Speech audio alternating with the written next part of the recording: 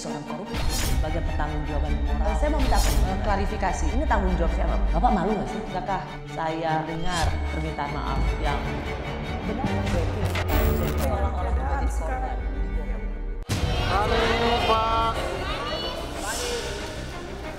Ketika ditanya apakah saya sudah membicarakan apa tanggapan beliau misalnya pencalonan Bung Anies,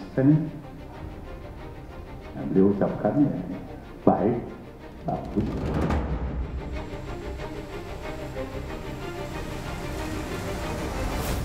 Menetapkan Saudara Ganjar Pranowo untuk ditingkatkan penugasannya sebagai calon Presiden Republik Indonesia dari Partai Demokrasi Indonesia Perjuangan. Prabowo, Prabowo, Prabowo. Saya menerima permohonan saudara untuk bersedia dicalonkan sebagai calon Presiden Republik Indonesia. Anies Baswedan, Ganjar Pranowo, dan Prabowo Subianto adalah 3 nama bakal capres yang semakin gencar berpromosi jelang 4 bulan masa pendaftaran peserta Pilpres 2024. Namun, baik Anies Baswedan, Ganjar Pranowo, hingga Prabowo Subianto hingga kini belum menentukan pilihan pendamping di Pilpres 2024. Bahkan, koalisi partai politik pengusung bakal capres justru rentan isu bubar jalan. Adalah Partai Nasdem, partai yang pertama kali mendeklarasikan bakal capres. Namun hingga kini masih bergeming, belum menentukan pilihan cawapres Anies Baswedan.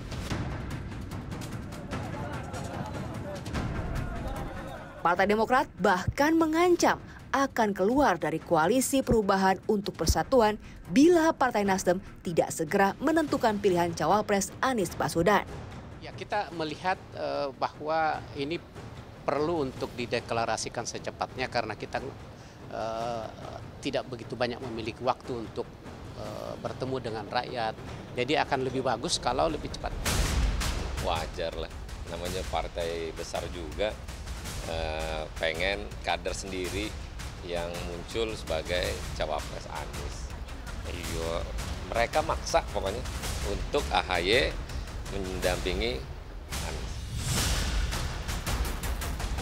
Pilpres 2024 memiliki wajah baru karena tidak ada lagi peserta petahana, sebab Jokowi sudah 2 periode memimpin negeri ini. Koalisi partai pun mulai lirik kanan kiri, berdalih silaturahmi. Seperti PAN yang menemui Prabowo dan Megawati mencoba menawarkan solusi nama bakal cawapres untuk dipasangkan dengan Prabowo atau Ganjar Pranowo. Ada juga olahraga pagi Agus Harimurti dan Puan Maharani yang berujung pada cuitan mimpi Susilo Bambang Yudhoyono berharap satu gerbong kereta dengan Megawati dan Jokowi. Pesannya dari Ibu Mega ya ketemu hari ini senyum. Nggak boleh kemudian ketemunya berdua nih kayak wah tegang enggak kan? Tadi saya masih boleh bilang nggak diri saya muda, masih boleh ya, boleh. Anak-anak muda yang akan membawa insya Allah bisa membantu membangun bangsa ini ke depan untuk bisa punya masa depan yang lebih baik daripada sebelumnya. Tapi hadirnya kami berdua mudah-mudahan juga menjadi oase bahwa politik itu seringkali menempatkan seseorang atau partai dalam posisi dan sikap yang berbeda.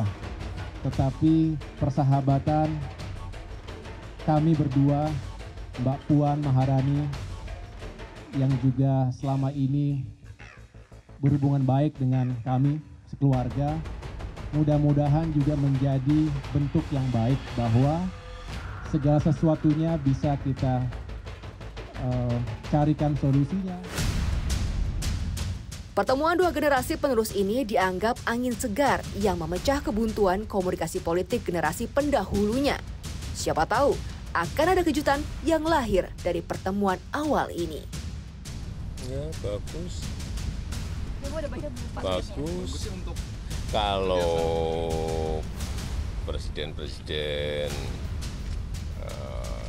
mantan presiden itu bekerja sama, bersama-sama membangun negara ini, ya itu mimpi kita semuanya.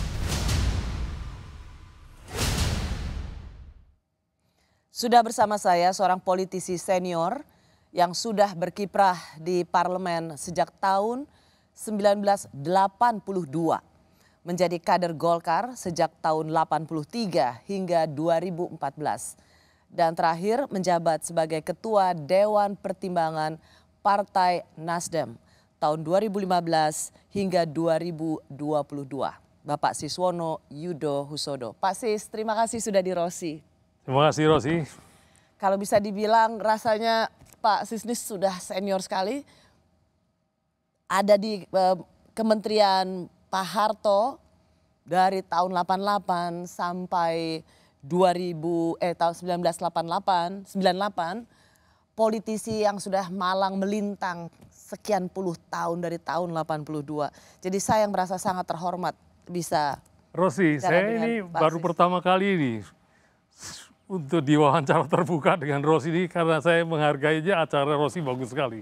Terima kasih Pak Sis. Saya dan penonton Rosi ingin sekali mendapat perspektif politik dari seorang Siswono Yudo Husodo. Saya mau masuk dulu ke Partai Nasdem. Partai terakhir hati seorang Pak Sis berlabuh. Saya mau klarifikasi bahwa Pak Sis itu sudah berhenti atau mengundurkan diri dari Partai Nasdem. Benarkah karena mendeklarasikan capresnya Anies Baswedan? Tidak benar ya, karena Nasdem mendeklarasikan Pak Anies itu bulan Oktober 2022. Saya mengajukan surat pengunduran diri dari Nasdem itu Januari 2022. Jadi ada jeda beberapa bulan sebelumnya. Ya. Dan pengunduran saya itu lebih kepada ketika saya keluar dari Golkar 2014. Karena pertimbangan pribadi yang terkait dengan hasil Munas di Bali. Kemudian setelah saya di luar, Pak Surya meminta saya bergabung di Nasdem berkali-kali untuk menjadi Ketua Dewan Pertimbangan. Dan ketika itu kita ada kesepakatan dengan Pak Surya bahwa saya bersedia, tapi hanya sampai selesainya pemilu 2019. Jadi begitu 2019 selesai pemilu, saya menyampaikan pengunduran diri. Kita semua waktu itu di Nasdem sangat berbahagia karena Nasdem menjadi partai dari 36 kursi di DPR menjadi 59, naik 23 yang tertinggi dari semua partai. Tapi kemudian Pak Surya menggodeli saya dan saya bisa mengerti bahwa pasca pemilu 2019 dinamika politik begitu tinggi dan saya bisa menerima itu. Tapi kemudian beberapa bulan kemudian ya, di akhir 2021 waktu saya mau mengirimkan surat yang kedua Pak Surya kena COVID. Saya tidak sampai hati untuk meninggalkan dia. Dan akhirnya Januari 2022 secara sepihak saya mengundurkan diri dari Partai Nasdem. Kenapa? Apa yang buat Bapak kok pokoknya ada atau nggak ada jawaban saya mundur dari Partai Nasdem? Pertimbangan satu-satunya adalah karena umur saya yang sudah menjelang 80 tahun. Pada waktu saya mundur itu. Jadi tidak ada kaitannya dengan masalah pencapresan Pak Anies oleh Nasdem. Jadi di sini Bapak mengklarifikasi secara langsung soal spekulasi apakah seorang Siswono Yudo Husodo keluar karena deklarasi capres Nasdem itu Anies Baswedan, bukan karena itu, sama sekali bukan karena itu. Sekarang Pak Sis sudah tidak lagi di Partai Nasdem. Apa yang terjadi pada Partai Nasdem itu adalah satu, kadernya, kader utama yang menjadi menteri itu sudah ditetapkan sebagai tersangka. Dan kedua juga ada Menteri Pertanian yang juga kena masalah hukum di KPK. Sebagai orang yang pernah punya hati di Partai Nasdem, apakah insting politik Pak Sis itu pernah memprediksi ini akan terjadi pada Nasdem? Ya saya kira tidak mungkin kejaksaan maupun KPK itu mentersangkakan seseorang tanpa ada bukti yang kuat. Dan saya melihat bahwa para politisi yang tersangkut korupsi banyak sekali yang selalu memakai isu kriminalisasi, ada rekayasa politik. Jalan yang terbaik adalah sederhana, jadilah politisi yang tidak korup. Dan bisa dibuktikan bahwa dia tidak korup. Tapi saya yakin bahwa apa yang sedang berlangsung ini hadapi saja dengan baik, dengan bukti-bukti hukum, dan kalau memang tidak bersalah ya pasti tidak akan ada tindakan lanjutan. Karena banyak sekali yang kemudian mengatakan apa yang terjadi pada Partai Nasdem karena berseberangan dengan kekuasaan, maka sekarang urusan hukumnya dijadikan alat politik. Wah ya, selalu saja kalau tindakan pidana dikenakan pada tokoh politik, selalu saja isunya politisasi. Tapi kita melihat Menteri Sosial itu dari PDI, partai penguasa, ditangkap juga kan. Jadi saya kira kok lebih baik dihadapi dengan baik, berikan bukti-bukti bahwa itu tidak betul, terekspos, dan akan menjadi credit point bagi partai yang bersangkutan. Daripada menggiring itu menjadi masalah politik, tapi nanti bisa dibuktikan bahwa ternyata terjadi penyimpangan, itu malah merugikan sendiri. Sebagai Ketua Dewan Pertimbangan Nasdem, Pak, cukup lama dari 2014 sampai 2015 sampai 2022. Menurut Pak Sis, ada apa sekarang dengan internal Partai Nasdem? Kita tahu bahwa Pak Surya Paloh begitu dekat dengan Pak Jokowi. Apakah keretakan hubungan ini murni karena punya pilihan capres yang berbeda? Oh iya, sejak pemilu presiden 2014-2019, saya kira Pak Surya Paloh adalah ketua umum partai yang paling dekat dengan Jokowi. Dan yang paling sering bertemu. Saya kira tidak ada minggu yang mereka tidak ketemu. Setiap minggu pasti ketemu. Dan konsultasinya adalah menyangkut masalah-masalah yang sangat mendasar. Saking dekatnya tuh ya? Saking dekatnya. Tapi inilah politik. Pada saat tertentu ada pandangan politik mengenai sesuatu isu yang tidak sama, mereka menjadi jauh.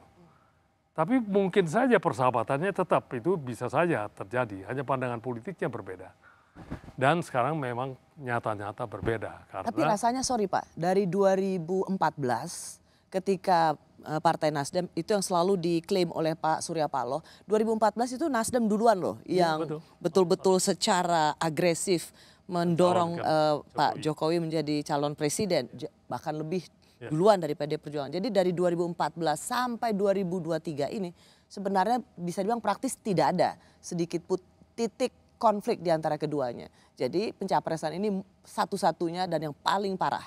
Iya, sebetulnya ada dua isu yang menurut hemat saya bisa menjadi hal yang membuat Pak Jokowi dan Pak Surya Paloh yang begitu dekat menjadi renggang.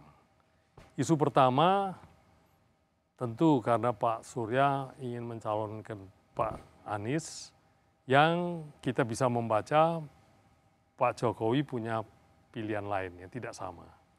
Tapi yang kedua juga karena Nasdem mendeklarasikan koalisi perubahan. Di mana Nasdem masih menjadi partai politik pendukung pemerintahan yang ada di dalam. Koalisinya dengan dua-duanya partai oposisi yang ada di luar. Jadi dua hal ini yang mungkin yang menjadi jarak. Sehingga pada pertemuan halal bihalal terakhir pun Pak Surya Paloh tidak ikut diundang karena akan membicarakan hal politik karena dianggap sudah mempunyai koalisi.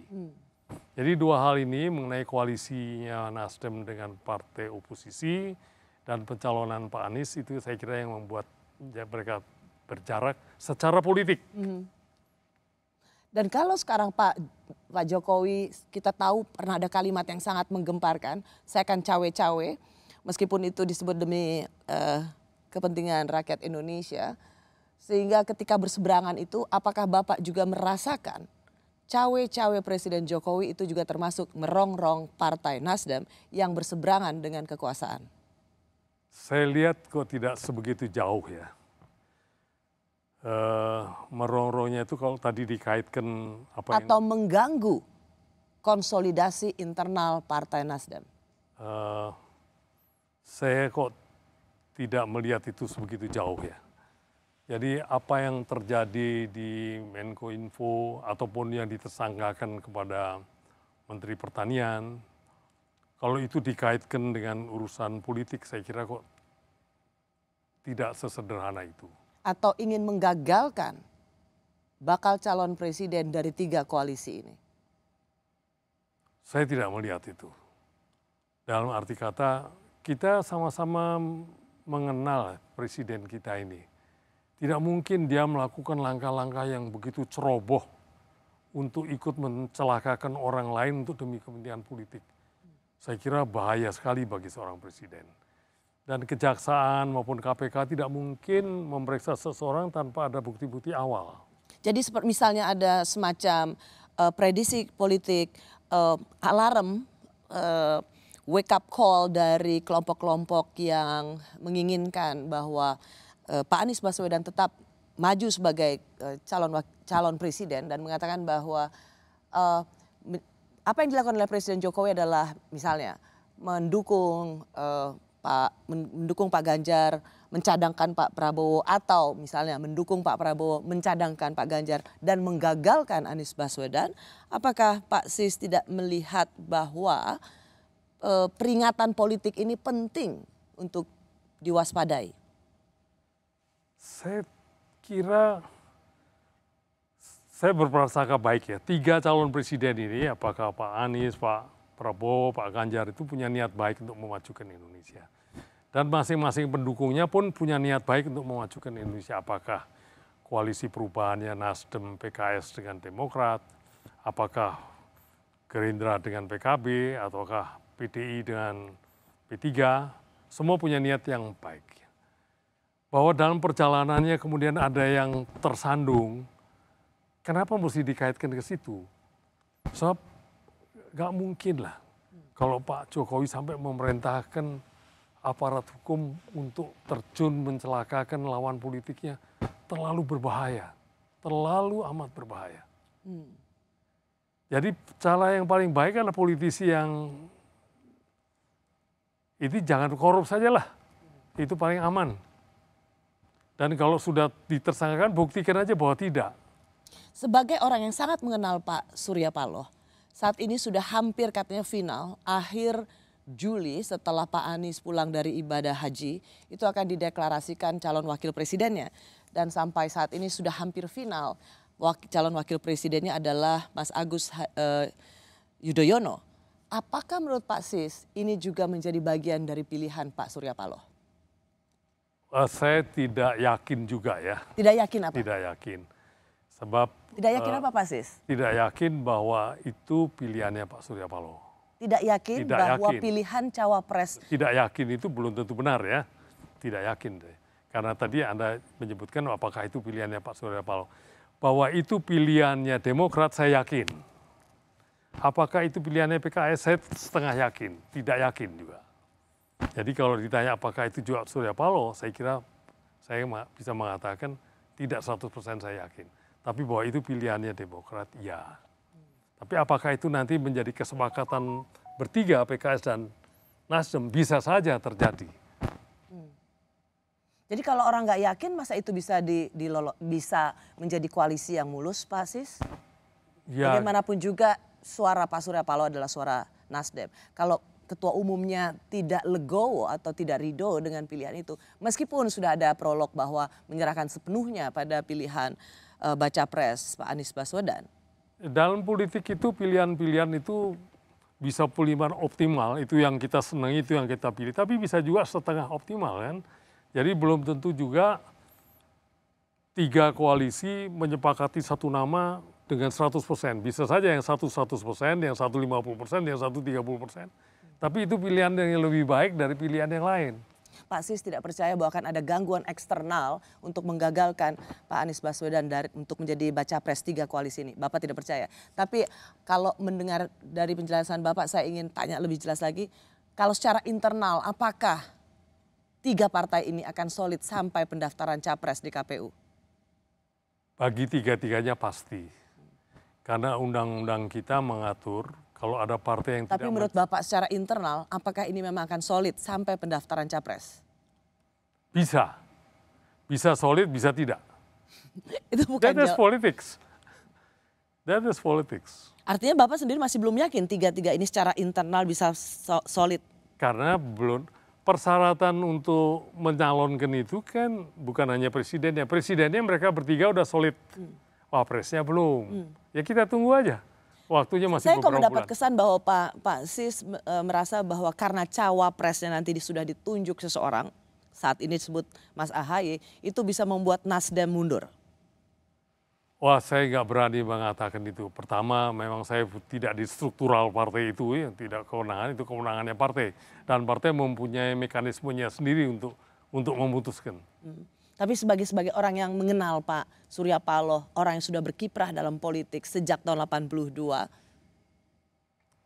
Ya, kita tunggu saja. Karena dalam politik itu bahkan hal yang semula tidak mungkin pun jadi mungkin.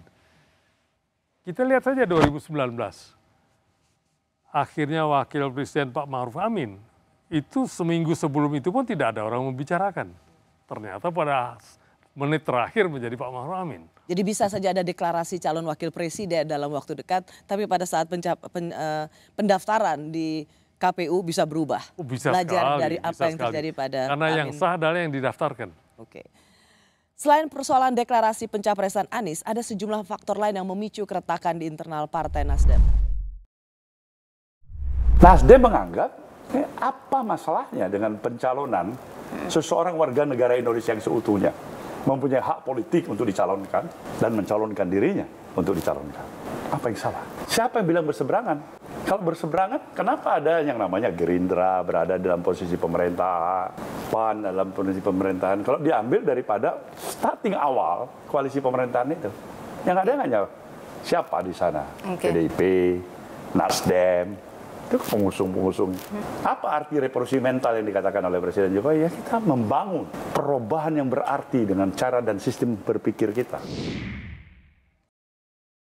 Saya masih bersama politisi senior era Presiden Soeharto hingga Presiden Joko Widodo. Pernah menjabat Menteri Negara Perumahan Rakyat Kabinet Pembangunan 5 tahun 88 sampai 93 dan Menteri Transmigrasi Kabinet Pembangunan 6 tahun 93-98 itu di bawah pemerintahan Presiden Soeharto. Dan terakhir ia menjabat sebagai Ketua Dewan Pertimbangan Partai Nasdem. Bapak Siswono Yudo Husodo. Pak Sis, tadi kalau kita lihat setelah Pak sudah dibilang mulai retak, tapi Pak Surya Paloh sih dibilang siapa yang bilang retak. Banyak sekali kalimat dari Pak SP yang menyatakan bahwa apa salah saya, apa salah Nasdem. Dan merasa bahwa nggak fair kalau Partai Nasdem diperlakukan seperti ini hanya karena mencalonkan capres yang berbeda dengan Presiden Jokowi. Memang yang berubah drastis adalah hubungan Pak Surya dengan Bapak Jokowi yang dulu begitu intens bertemu, setelah deklarasi Pak Anies menjadi kurang. Tapi sebetulnya tidak ada yang salah juga. Dilihat dari Presiden, oh you punya sikap yang berbeda dengan saya. Oke, tapi sebenarnya menurut Pak Sis kan mereka sudah pernah ketemu nih sebelum deklarasi. Apa sih Pak isi pertemuannya? Sorry, maksud saya begini untuk memperjelas.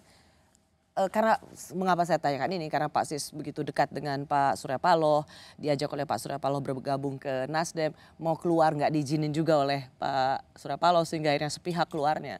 Kan sebelum Pak Surya Paloh mendeklarasikan capres Mas Anies Baswedan kan sebenarnya udah bilang dulu kan ke Pak Jokowi. Benar nggak nih?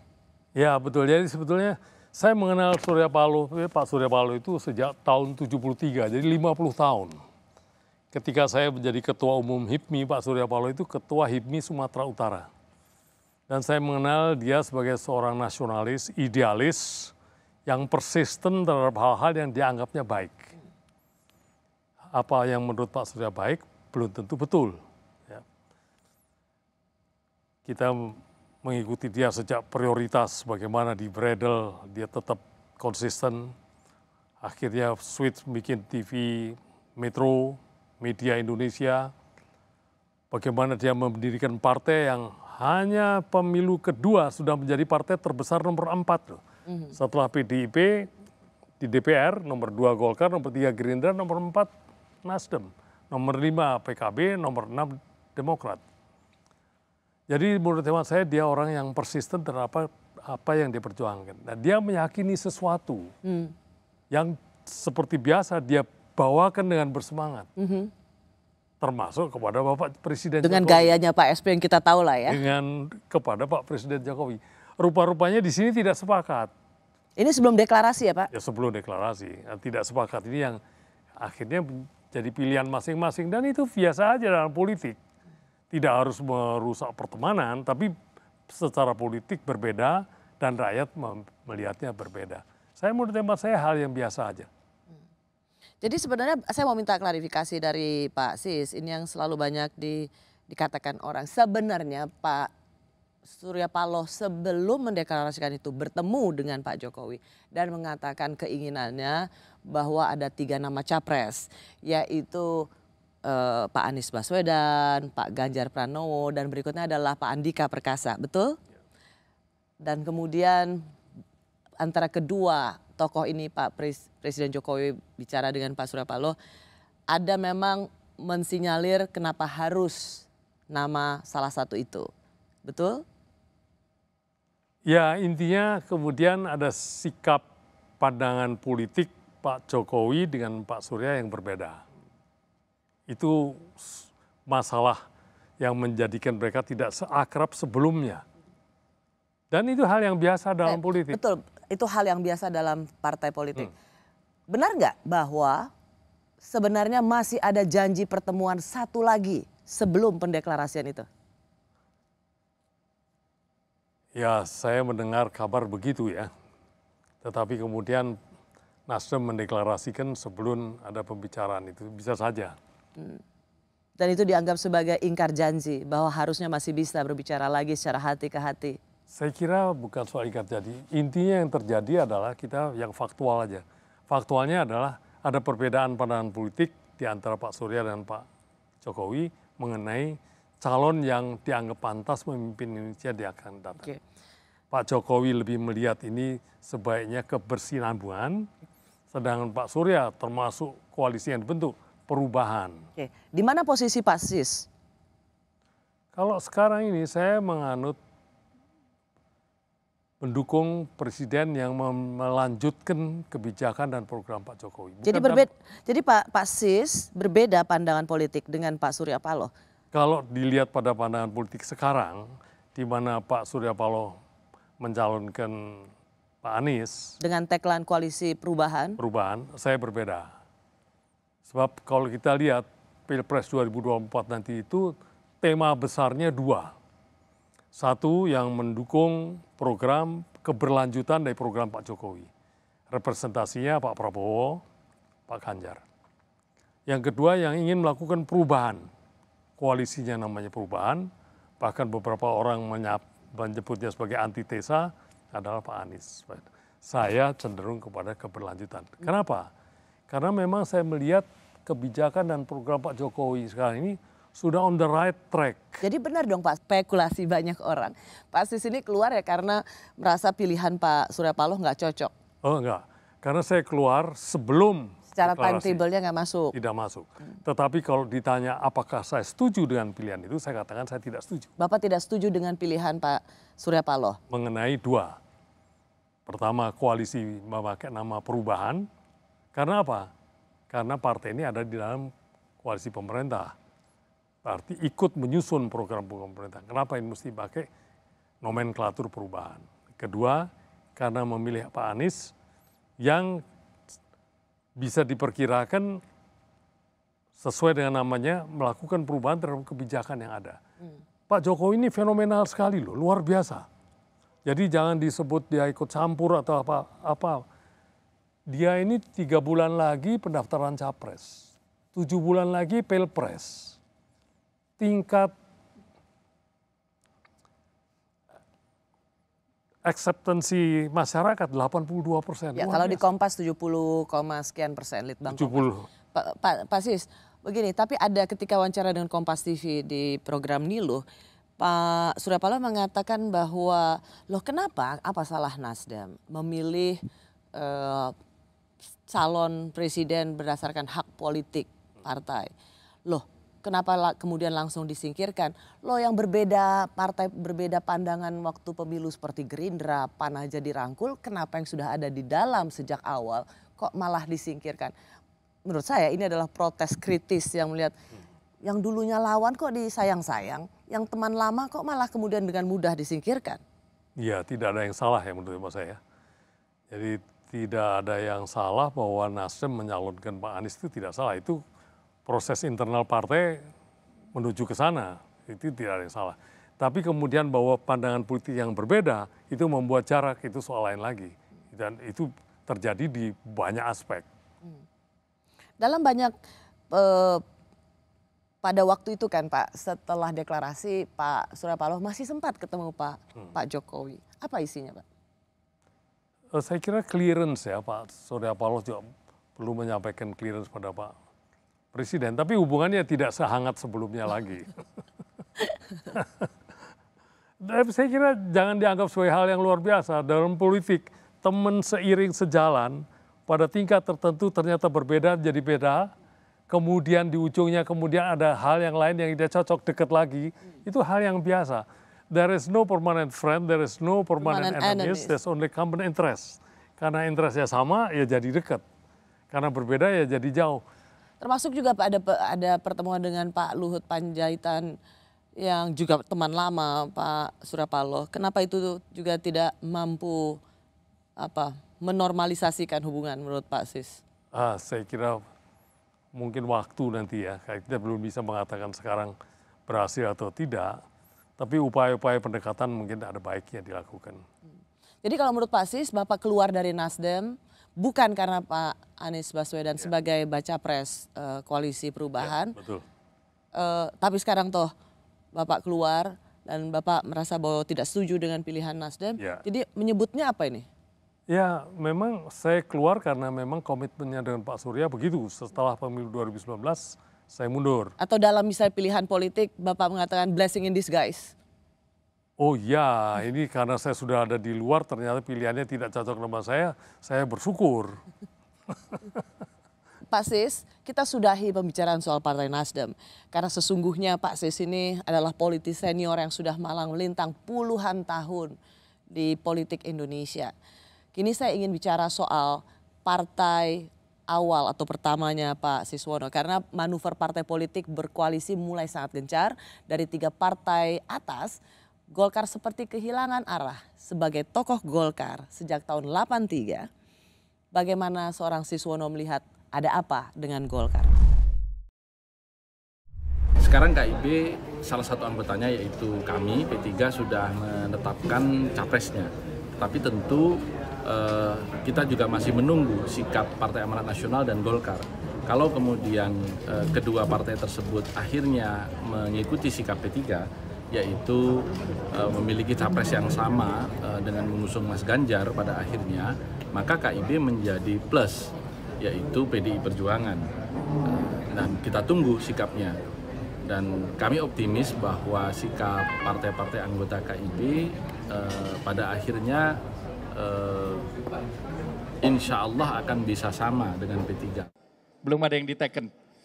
Terkait KIB, tentu KIB akan memutuskan pada waktunya. Dan komunikasi dilakukan dengan semua partai dan cair. Saya masih bersama politisi senior yang menjadi menteri di era Soeharto sejak tahun 88 hingga 98 dan kader Partai Golkar sejak tahun 83 hingga 2014, Pak Siswono Yudhosodo.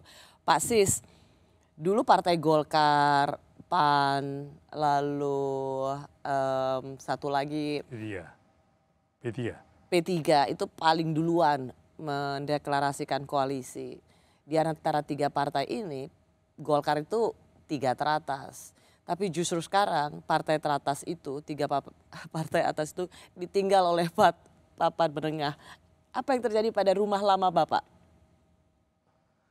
Ya saya kira proses politik memang banyak orang menganggap harus cepat-cepat ya. Tapi terus terang Golkar itu berisi orang-orang pinter banyak sekali. Tapi kalau kita bicara soal KIB, ini koalisi apa menurut Bapak? Setelah kemudian PAN sudah juga bertemu dengan PDIP, bertemu juga dengan Gerindra menawarkan cawapres Erick Thohir, kan sebenarnya Golkar ini seperti kehilangan arah kata orang. Iya, saya Jadi kira. KIB ini apa menurut Bapak? Saya kira itu suatu koalisi yang dibentuk dengan kesadaran yang baik dari ketiga-tiganya dan melalui proses politik yang matang. Tapi masih punya tenaga atau jadi koalisi produk gagal? Saya nggak berani mengatakan itu gagal karena belum selesai. Ini kan masih berproses. Bisa saja ternyata terjadi tiga-tiganya setuju dengan pilihan yang sudah dilakukan. Kan udah selesai urusannya. Apalagi kalau kemudian tiga-tiganya sepakat sama-sama mendukung capres karena P3 udah Ganjar berarti ke Ganjar dengan wakil yang disepakati oleh P3 selesai juga. Jadi menyatakan KIB sebagai sesuatu yang gagal juga terlalu pagi. Jadi saya lihat ya mereka sedang berproses. Sebagai partai besar, Bapak lihat bahwa partai ini Golkar tidak cukup lincah memainkan perannya atau rasanya kalau bilang sedang berproses. Ya. Golkar ini sudah ada sejak zaman Orde Baru. Ya. Masa prosesnya kalah sama partai yang baru lahir di era reformasi? Ya. Memang sebelumnya Munas Golkar menyebutkan di samping memilih Pak Erlangga sebagai ketua umum juga Pak Erlangga sebagai calon presiden. Sehingga proses itu mengikat dirinya setelah Rapimnas kemarin. Jadi harus menjadi capres gitu. Itu jadi mengikat dirinya. Kemudian setelah Rapimnas kemarin baru dilonggarkan. Dan mungkin sejak hari itu baru kita bisa menghitung Golkar melakukan langkah-langkah yang lebih fleksibel. Dilonggarkan bahwa sebagai tidak harus menjadi capres. Sebagai ketua umum Partai Golkar yang tadinya diamanatkan sebagai calon presiden, tetapi dilonggarkan di Rapim yang lebih rendah dari forum Munas bahwa ikut menentukan capres. Ya, itu kan dia jadi lebih fleksibel dalam mengatur manuver ke depannya ini. Kalau sebelumnya dia harus capres, mencari partai-partai pendukung yang sama untuk mencapai presidensial threshold juga belum bisa.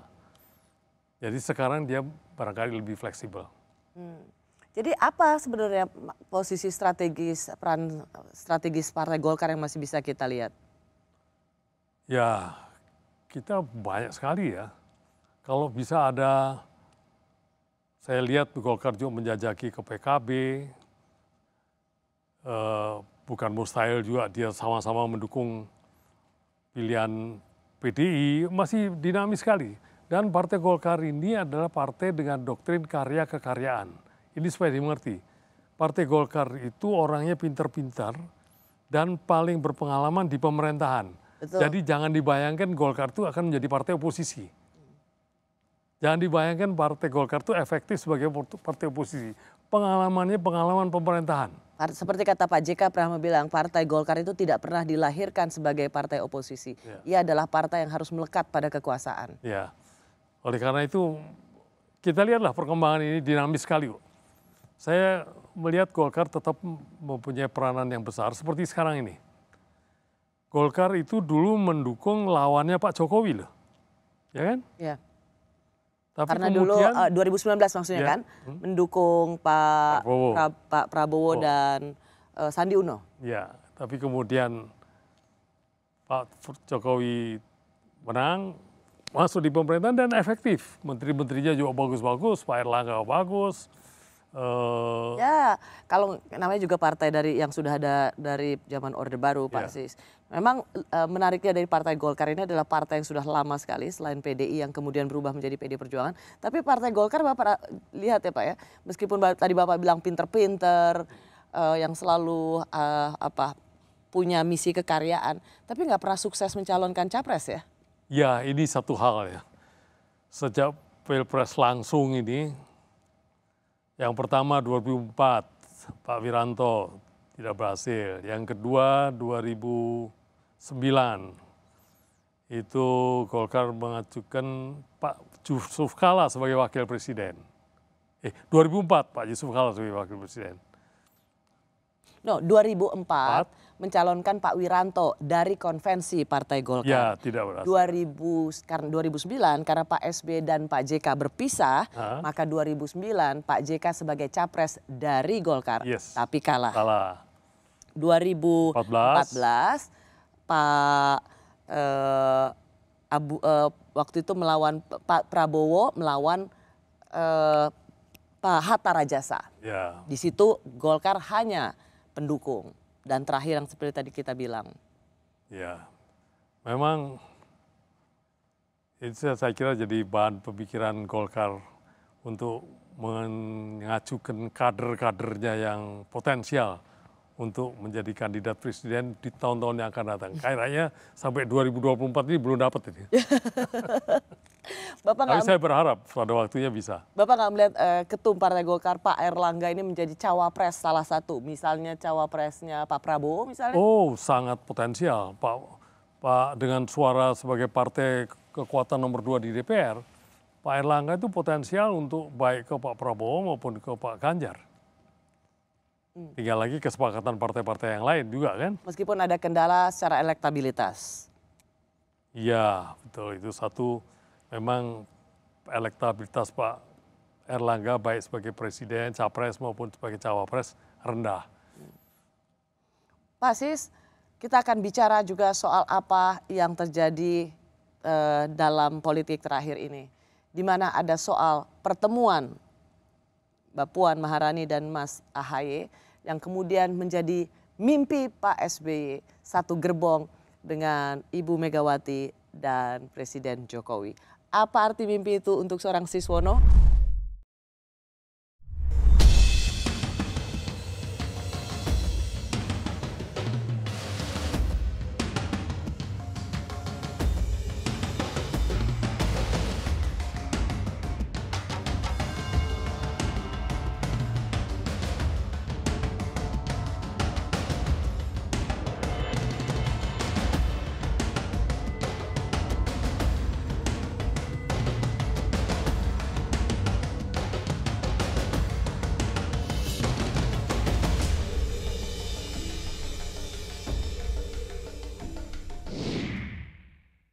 Saya masih bersama mantan politisi senior Partai Golkar dan Partai Nasdem yang pernah menjadi calon wakil presiden di pemilu presiden tahun 2004. Ia mendampingi calon presidennya yaitu Pak Amin Rais. Pak Sis, gini-gini Pak Sis pernah bertarung loh di pemilihan presiden 2004. Pemilu langsung pertama kali dalam sejarah Indonesia. Ya kan gini-gini pernah cawapres loh Bapak. Ya. Kira-kira beda nggak Pak 2004 yang kemarin sama 2024 yang akan kita hadapi ini? Oh, sangat berbeda ya. Pertama 2004 dulu belum ada presidensial threshold. Jadi semua bisa nyalonin ya Pak? Semua bisa nyalonkan. Dan sekarang presidensial threshold nggak main-main, 20% itu nggak gampang loh. Dari semua partai politik yang ada hanya satu yang melolos itu hanya PDI sendiri. Yang lain-lain harus berkoalisi dengan yang lain. Nggak gampang itu. Itu sebenarnya banyak dikritik orang, kembalikan pada ambang batas bisa mencalonkan presiden itu ke 0% seperti 2004. Jangan lagi diajukan tinggi ke 20%. Oh, saya nggak setuju ya. Saya pribadi ya, saya tidak mewakili siapa-siapa. Saya kira presidensial threshold yang tinggi itu diperlukan. Karena Tapi Pak, kalau Bapak justru mendukung sistem ambang batas pencalonan presiden itu 0%, tidak seperti yang sekarang 20%, tidakkah itu sebenarnya berlawanan dengan pengalaman yang Bapak lalui? Dengan 0% kan kita bisa punya orang seperti Pak Sis, orang-orang baik, orang-orang pintar, berintegritas yang bisa kita pilih sebagai presiden. Ya, dalam sistem ketatanegaraan kita ini, pemerintah itu, presiden dan seluruh jajaran kabinetnya tidak bisa bekerja sendiri. Dia harus dengan DPR. Oleh karena ujian pertama bagi seorang calon presiden adalah kemampuannya memobilisir dukungan politik dari partai-partai lain. Kalau tidak, macet itu kerjaannya. Jadi persyaratan presidensial threshold yang cukup tinggi itu adalah untuk latihan bahwa setiap calon presiden dia sudah punya dasar dukungan politik dari partai yang cukup. Ya. Tambah lagi kedua, kalau 0% itu calon bisa banyak sekali, tidak efisien, tidak produktif. Dan intinya nanti kalau terpilih juga pasti harus menggandeng partai-partai yang lain. Ya. Oke Pak, jadi kalau melihat tadi sudah malang melintang di dunia politik, pernah ikut berlaga di Pilpres 2004, pemilihan presiden langsung waktu itu. Pak Sis ngelihat nggak bahwa di Pilpres ini akan merasa dejavu nggak? Atau melihat apa yang terjadi pada Indonesia ini seperti pada Filipina? Misalnya putra Presiden Marcos yang diturunkan dan kemudian exile, dan kemudian sekarang di antara 3 nama itu kita juga punya nama yang identik dengan Orde Baru. Sebagai tokoh yang juga besar di era Orde Baru, apakah Pak Sis merasa ini dejavu? Kondisi Indonesia tidak sama dengan Filipina. Kalau di suatu negara kondisi sosial ekonominya jelek, orang akan cenderung melihat masa lalu itu indah.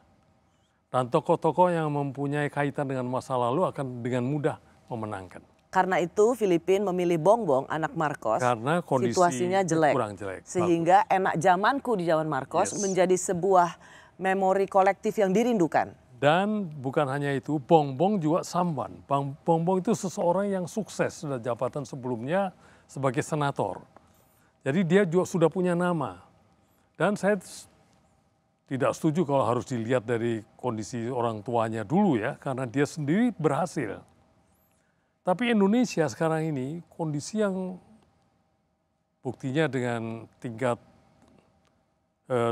dukungan masyarakat yang sampai menurut Kompas 70-an sekian persen, ada yang menyebut 82%, itu kondisinya tidak sama dengan di Filipina. Orang tidak melihat masa lalu sebagai sesuatu yang menjadi... Karena itu setiap partai politik, setiap capres atau di luar yang koalisi perubahan selalu ingin mengidentikan dengan Presiden Jokowi. Ya, semua calon presiden, semua calon wakil presiden mencoba mendapatkan restu dari presiden yang sangat terkenal ini, yang sangat didukung rakyat ini.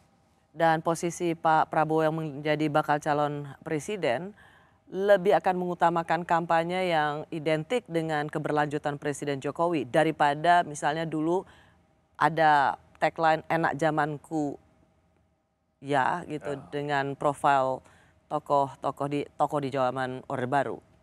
Saya kira kalau dalam kampanye tagline enak zamanku toh gambar Pak Harto tetap efektif di lingkungan masyarakat tertentu yang memang mau tidak mau kita harus terima kenyataan. Pendukung Pak Harto itu juga banyak, walaupun tentu mayoritasnya tidak ya. Buktinya partai-partai yang terkait dengan keluarga Pak Harto juga tidak memenangkan pemilu, bahkan tidak bisa masuk ke DPR kan. Tapi ada, jadi di lingkungan itu efektif. Tapi kalau dipakai secara nasional saya kira bunuh diri. Tentu tetap punya relevansinya di kelompok-kelompok tertentu. Pak Sis, saya tertarik untuk mengungkapkan kalimat ini yang diucapkan oleh dia seorang pollster dari Carta Politika, namanya Yunarto Wijaya. Ia mengatakan fenomena bahwa semuanya tergantung dari Pak Jokowi. Semua partai bahkan relawan menunggu arahan dari Pak Jokowi. Ia mengatakan apa yang kita lakukan, apakah itu partai politik, relawan, itu sama seperti kita mengsurhartokan di era Orde Baru. Apa-apa tunggu Pak Harto, apa-apa tergantung Pak Harto, menanti arahan Pak Harto. Dan pada konteks yang sama kita juga melakukan itu pada Presiden Jokowi. Ada samanya, karena kita sebetulnya lebih baik berpikir sendiri, kemudian dikonfirmasi kepada Pak Jokowi, oh ternyata sama atau tidak kita koreksi, atau kita memberikan masukan pada Pak Jokowi. Tidak itu konteksnya Pak. Konteksnya adalah ketika kita ada di era reformasi ini, ya maka kemudian kita mengulangi perilaku bahwa Pak Jokowi itu sudah kita jadikan Soeharto. Mensuhartokan Pak Jokowi yang artinya apa-apa pokoknya menunggu arahan Pak Jokowi, termasuk soal pencapresan ini, termasuk dengan segala hal. Itu saya ingin meraise ini karena Bapak juga tokoh di Orde Baru, karena seorang Yunarto Wijaya, Polster, Carta Politika mengatakan kita sedang mensuhartokan Presiden Jokowi. Mensuhartokan Pak Jokowi. Tidak semuanya Pak Harto itu juga jelek. Ya. Dia buktinya membawa pertumbuhan ekonomi di Indonesia yang sangat tinggi selama 32 tahun. Dan untuk konteks itu orang bertanya pada Soeharto tidak salah. Sekarang Pak Jokowi mencapai keberhasilan yang luar biasa. Harga minyak satu harga seluruh Indonesia. Berani membubarkan Petral yang tidak bisa dilakukan oleh presiden sebelumnya. Berani melarang hadirnya HTI, FPI, sesuatu yang juga tidak gampang dilakukan pada era sebelumnya. Mensyaratkan tambang-tambang harus smelter di sini. Menguasai blok Rokan, blok Mahakam yang tadinya tidak bisa dilakukan oleh yang lain. Modernisasi alutsista TNI yang luar biasa sekarang ini dengan sekaligus memberdayakan industri dalam negeri. Sampai senjata serbu dari produksi Pindad itu tidak kalah dari produksi Eropa maupun Amerika. Jadi saya tidak ingin dalam kondisi begitu orang sedikit-sedikit nanya ke Pak Jokowi menurut saya wajar.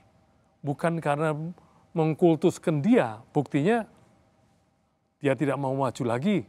Itu kan, dan rakyat setuju juga bahwa cukup 2 kali.